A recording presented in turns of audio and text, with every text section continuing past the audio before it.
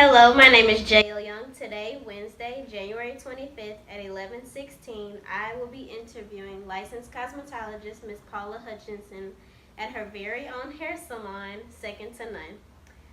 The purpose of this interview is for me to understand more about the healthiness of hair and how it can be protected and still be kept healthy when choosing other hairstyles that might not be so healthy from the point of view of Miss Paula Hutchinson, and so that I may spread the information as well.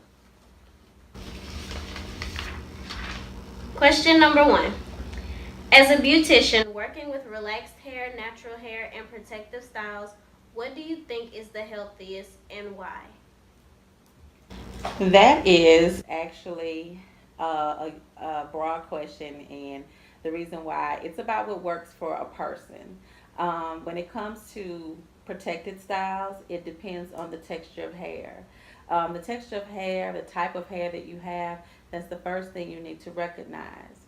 If you're going to do relaxers, it can be done in a safe way, but you have to know the type of hair that you have and have proper recommendations of what works for you for healthy hair with a relaxer. If you don't, you're going to have issues with your hair. The second thing you asked was about protective styles.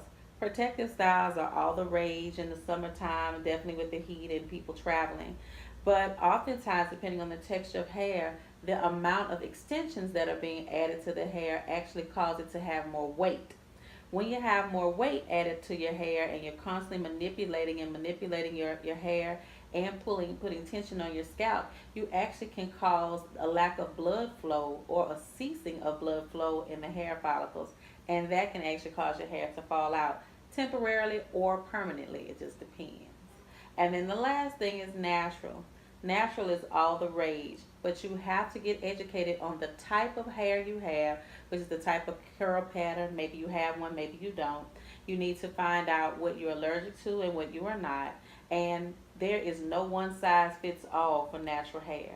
It's one of the fastest growing parts of our industry, and it is definitely a part of the industry that you have to have a true knowledge of science and what works for hair and how it's made up in order for you to make the proper choices for your hair.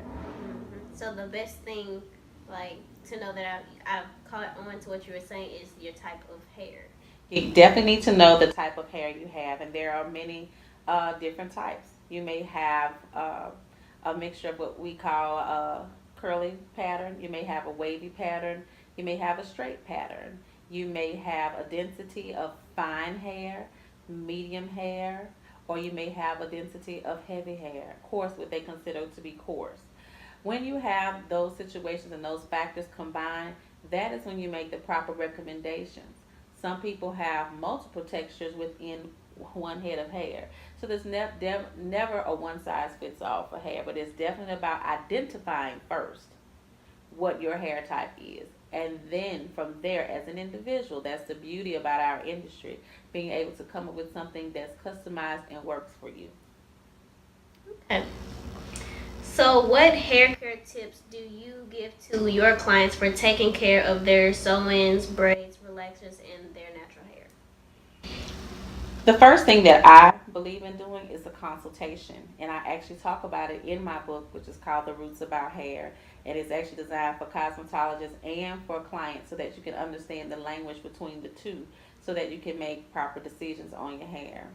Um, when you talk about the health of your hair, or what it is that you're going to do with your hair, you need to first, again, you got to find out what's going on with your hair. Um, in terms of what did you ask originally, the recommendations I would give, Mm-hmm. it's specific.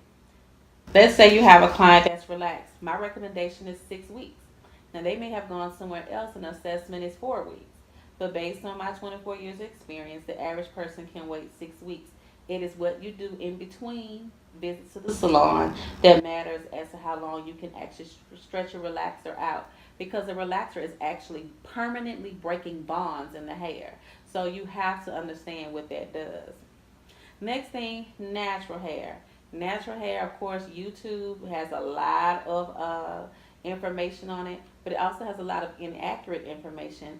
Someone may have found something that works for them, but it also may not be from a professional perspective or understanding the molecular makeup of products.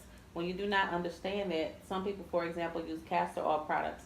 If they are migraine sufferers, they actually have an adverse effect to relaxed hair. Yeah, this is a real video, so my phone did ring, but we're gonna keep moving. That's part of the industry. Anyway, but I also give proper recommendations for natural hair. And I actually do a step by step, either by email or keeping it on their style sheet so that they can understand what they need to do, and we also track the progress. The last thing is for those that want to wear protective styles. Protective styles cause a lot of clients to not have to go to the salon as frequently. They can go 6 to 8 weeks sometime or something like that. But your scalp still has to be clean. It still has to be treated. Your hair still needs to be hydrated. And with all cases, they have to be hydrated and healthy from within. Otherwise, no matter if they're relaxed, protective styles, or natural, they can experience an extended resting and or shedding phase of the hair. So it actually just, again, when you're dealing with a client, you have to be honest with them and give them proper recommendations. They may not always agree with it, but a properly educated stylist should be able to give them the proper recommendations that are specific to that person. Okay. Um, how long have you been a licensed cosmetologist, and what inspired you to be one? And how old were you when you got licensed? JL wants me to tell my age today, but I'm going to do that for you all because it's a learning video. I actually became licensed at 20 years of age. I actually attended Southern University for 3 years in microbiology. But due to financial aid, and at the time I had a young child, I actually chose a trade to be able to take care of my child. That was actually something else that I had a passion for. So I wasn't your typical student that had always been doing hair at home and had a home based clientele or anything like that. I actually went to school to be a scientist. When I got into cosmetology, I found out that it dealt a lot with science because, by definition, cosmetology is the science of hair, skin, and nails. So, once I got out of school, which is probably telling my age again, but Bill Clinton was just elected for the first time in office, and that's how long I've been doing hair. I've now been 24 years. It'll be 25 years this year in December. So I've been licensed that all of that time, and I've been a licensed cosmetology instructor for the past 8 years. During that time, when I first got out of beauty school, I just fell in love with the science of it, with the creating of it. I've been able to travel with all sorts of product lines, from Dudley to Paul Mitchell, to now creating my own product line. But that also came from what I learned at Southern University was the science. So college helped a lot in my science because I actually get to work with a private line company in developing what I want in a product based on what I've seen happen to hair over time and the current trends in hair. So it's allowed me to be able to develop a product, and I actually can make more money off of it because of my previous background in science. When I got into cosmetology, my mother was not happy because it's typical thought of that a trade does not equal a lot of money. Cosmetologists are part of a multi-billion-dollar industry. And I personally went from making $500 every 2 weeks at McDonald's as a manager at the time to making about $1,700 a week. That means 5 days a week. So that was a big change for me being 20 years of age. So that's why I say all the time, everybody's not a one size fit for college. I definitely recommend it just so you can have the experience and for you to learn certain things. But understand that cosmetology is a heavy, heavy science. And you have to learn about everything from bones in the face to how the scalp is made up, bonds in the hair, and what comprises hair. Because hair is dead keratin fibers, but there are other things involved. You have to learn about anatomy, physiology, as well as the actual makeup of hair and actually demonstrating styles. So it's a lot to it, but I have enjoyed it, and I'd probably do it till I die. I love what I do. Okay. In your own words, what is healthy hair? Healthy hair, by scientific nature, is the ability to stretch half its distance, half its length, and return back without breaking. That is by definition.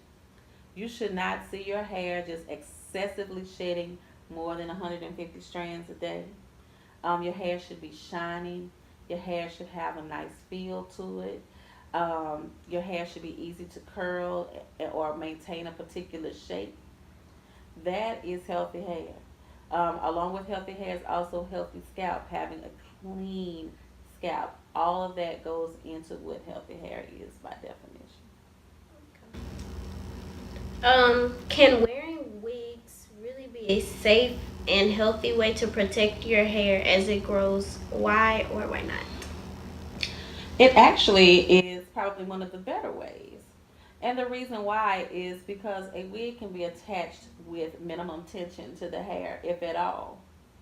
And it still allows you to be able to remove it and treat your hair, especially those that have had chemical issues or issues such as thyroid or cancer, things that cause the hair to fall out.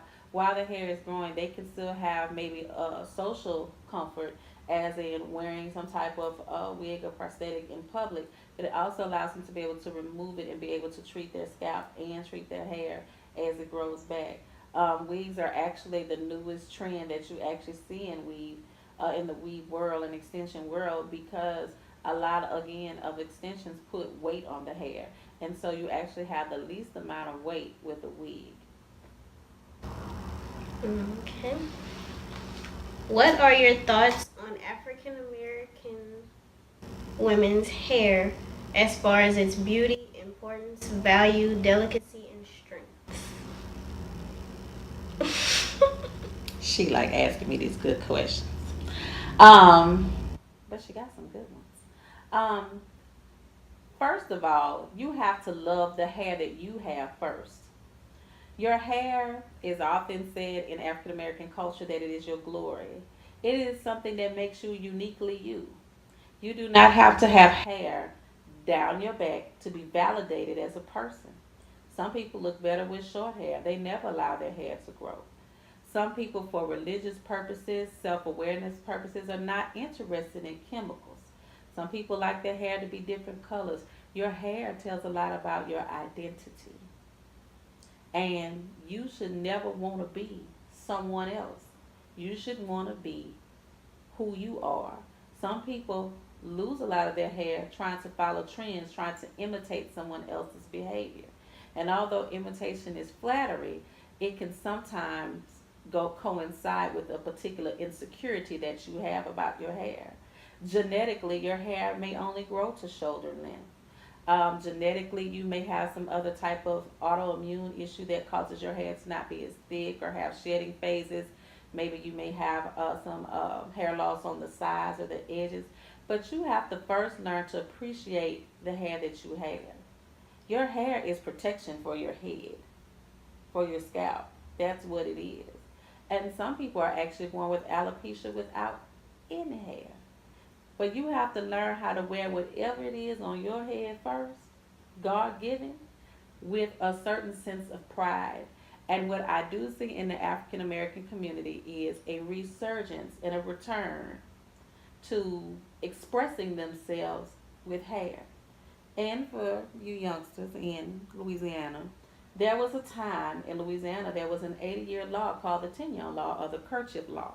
And you could not wear your hair out in public because you were attractive to those who were not African American, and they were leaving property to us.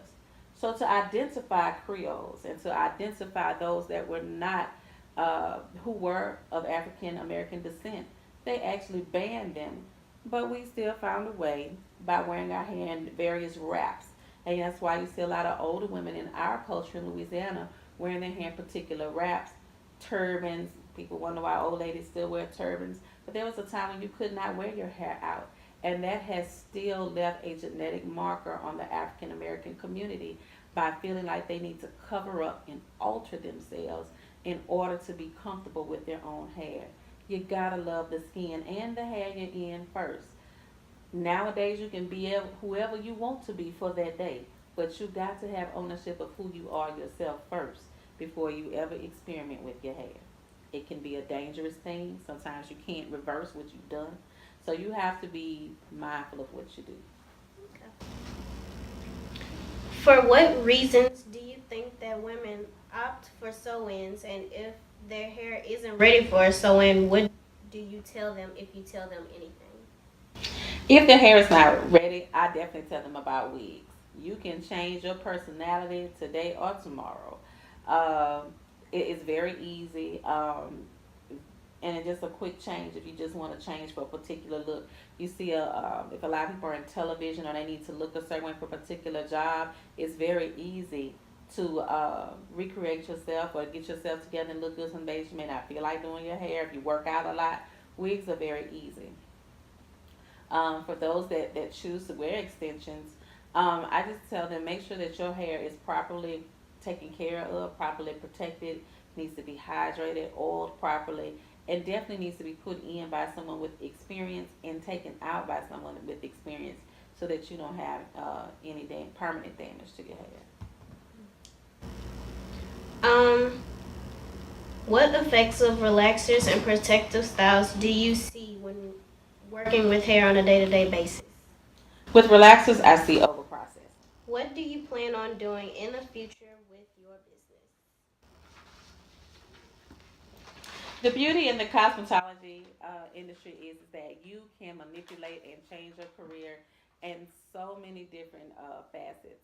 I currently have a product line that is due to come out this year, as well as a makeup line. And again, that allows me to have additional streams of income.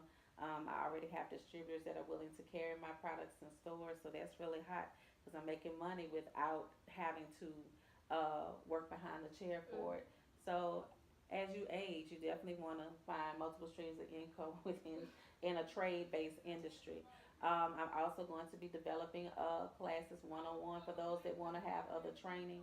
And lastly, I'm just going to be doing more education, writing more books. I have two more books due this year, and doing more speaking engagements.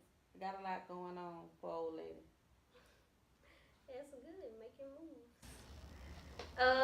Besides working in your salon, what other things do you do outside that that still that you are involved in teaching others about hair, their hair, or allowing other women to learn or do hands-on learning about hair? I've actually been requested to do some things. So this year we're going to do more hands-on seminars for those that want to come in and learn how to wrap their hair, roller set their hair properly. You definitely see a trend now in the economy where people want to learn how to do their hair at home. Um, we cannot, by law, teach you how to do chemicals, but we can teach you how to do maintenance things such as rolling your hair, setting your hair, pin curling your hair. So you'll actually see some classes from that. When I go to different seminars and stuff like that, sometimes I'm asked just to give people just some quick tips on how to pin curl their hair, something like that. And also about how to pick a look that works for you. You have to pick looks that work for the life you live, for your own 24 hours in the day. You can't wear something because you see your friend with it. You got to have something that fits into your schedule. And most people now, their schedule is very hectic. That's why you see the weaving industry has grown so much. But you have to definitely find things that work for you. And so I try to work with women to complete a look in a short amount of time, but to look your best on a day to day basis. That's good. Well, that is all of the questions. Um, you had some really good answers to my questions. Um, thank you so much, and that is all.